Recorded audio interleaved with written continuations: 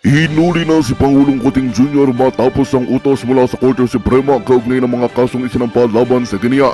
Sa gitna ng kontrobersya, umamin si Senadora Amy Marcos na may pagkakamali ang kanyang kapatid na Pangulo. Samantala, si Vice Presidente Inday Sara Duterte ay tinuturing na susunod na upo bilang bagong Pangulo ng bansa.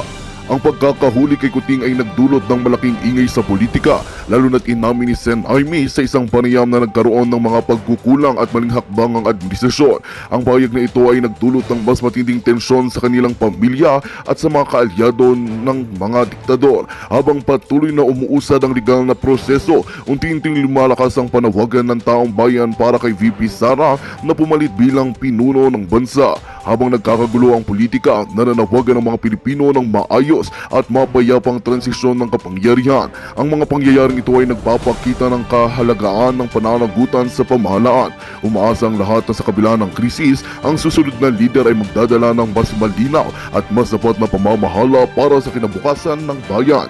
At yan nga ang balitang ating pagkakatutukan. Ngunit bago ang lahat, sigurading mag-subscribe at i-hit ang notification bell para sa patuloy na pagtutok sa mga sulyap ng bagong balita sa tunay na boses ng masa.